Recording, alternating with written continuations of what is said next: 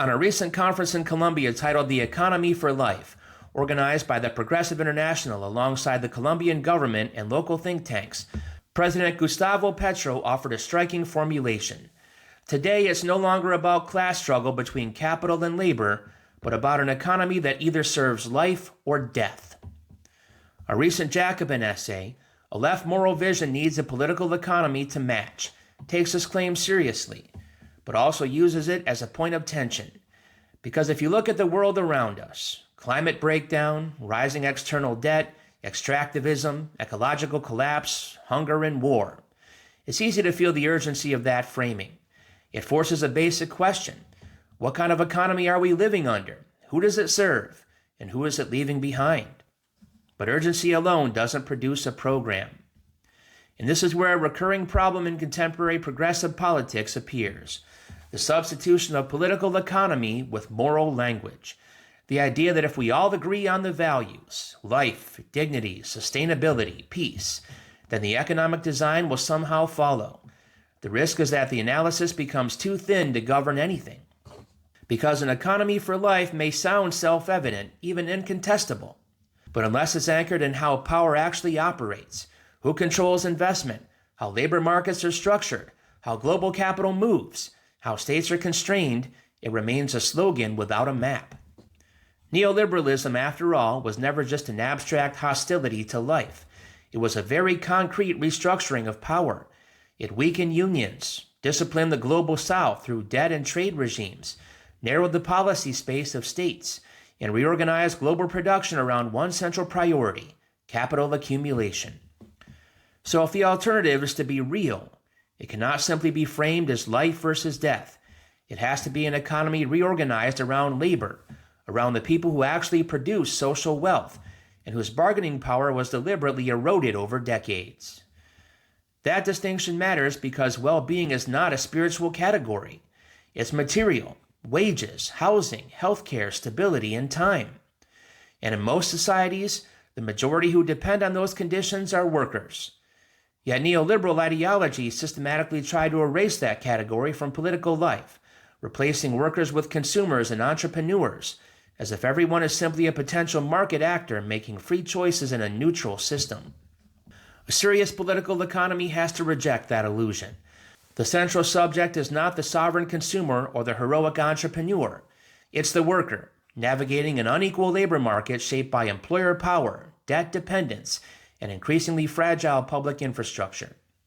There's also a tendency in some debates to assume neoliberalism is already collapsing, especially after 2008. But the record suggests something different. It did not collapse, it adapted. Labor remains disciplined, unions remain weak in many contexts, wage growth remains uneven, inequality remains structurally high, and key constraints on policy still persist even when governments change. In that sense, neoliberalism is not simply failing. It is largely doing what it was designed to do. Rising inequality, ecological degradation, and democratic erosion are not external side effects. They are compatible with a system structured around profitability and capital mobility. This also reframes comparisons with the 1970s. That earlier crisis emerged from a very different configuration. Strong labor movements in advanced economies, OPEC's capacity to shape energy prices, and a U.S. that was still structurally dependent on energy imports. Today, labor is weaker, energy geopolitics has shifted, and the U.S. has even become a major energy exporter. We are not witnessing the same breakdown of a Keynesian order, but rather stress within a global capitalism that already succeeded in restructuring labor and production. Within that structure, China plays a decisive role. Its rise cannot be treated as a side story. It became the world's central manufacturing hub, enabled in part by U.S.-led integration into global markets, from opening in the 1970s to WTO accession in the early 2000s. But the more important shift is not historical entry. It is structural transformation. China is no longer just a low-cost assembler. It is now a direct competitor in high-value sectors like electric vehicles, batteries, and green technology. That creates a world where production is partially rebalanced, but not fully rehierarchized. Because here's the contradiction. Even as production shifts, financial and military power remains heavily anchored in the U.S. The dollar system remains dominant. Global liquidity, reserve accumulation, and much of international financial discipline still run through U.S.-centered institutions. So what we're seeing is not a clean transition of hegemony, but a fragmented reconfiguration, production shifting faster than finance and security.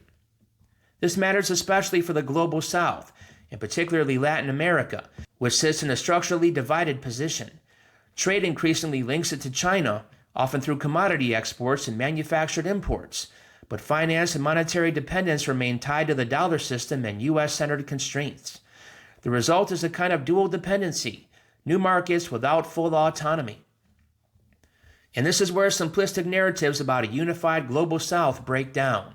China, Brazil, Mexico, India, Colombia, and South Africa occupy fundamentally different positions in the global economy. Closer ties with China alone do not automatically translate into industrial development or technological upgrading. China is a strategic actor pursuing its own national development path, not a development agency for others. That means development strategy has to be constructed internally. Historically, when development has succeeded, it has rarely followed orthodox prescriptions of austerity, full liberalization, and rigid inflation targeting. More effective strategies have included managing external vulnerability, using public banking, building industrial policy capacity, maintaining some exchange rate stability, rising wages, and strengthening social transfers. During parts of Latin America's so-called pink tide period, under relatively favorable global conditions, governments experimented with elements of this approach: reserve accumulation, reduced foreign currency debt exposure, targeted industrial policy, public investment, and wage expansion. These were not perfect models, but they illustrate something important: policy space matters. And that brings us to the central battleground today: fiscal policy. Not interest rate debates, not technocratic adjustments, but the political limits imposed by fiscal rules and austerity regimes. These frameworks are often presented as neutral or responsible, but in practice they constrain democratic government's ability to use public spending as a tool of transformation. Because fiscal policy is not just crisis management, it's a mechanism for shaping the economy itself, building infrastructure, sustaining employment, supporting domestic supply chains, and directing investment into sectors that private capital will not prioritize. This is especially critical because monetary policy in the periphery is structurally constrained by global financial hierarchy. When the U.S. raises interest rates, other countries often must follow to prevent capital flight and currency instability. That external constraint makes fiscal capacity even more important. And yet the idea that markets alone will deliver ecological transition or industrial transformation persists in parts of liberal environmentalism. But large-scale transitions, especially green transitions, do not happen spontaneously. They require coordination, planning, and public investment, capable of steering capital, rather than merely hoping it will align with social goals. Ultimately, policy autonomy is not an abstract ideal. It matters only insofar as it changes material conditions: wages, employment, security, public service, and bargaining power. A state that guarantees full employment and stronger labor conditions does more than improve welfare. It shifts power relations in society itself. But none of this is automatic or purely top-down. State capacity can open space, but durable transformation depends on organized social forces capable of defending those gains. Without that, reforms tend to reverse under pressure. So when Petro speaks of an economy for life, the useful part of that framing is the ethical urgency. But the danger is mistaking that urgency for a program. Because the real question is not whether we prefer life over death. It's how global capitalism actually produces inequality, how neoliberal institutions enforce constraints, how labor power was weakened, and how those structures can be changed. The task is not to choose between moral vision and political economy. It's to connect them. Without grounding in material power, production, and global hierarchy, the language of life becomes inspirational, but it does not yet become governance.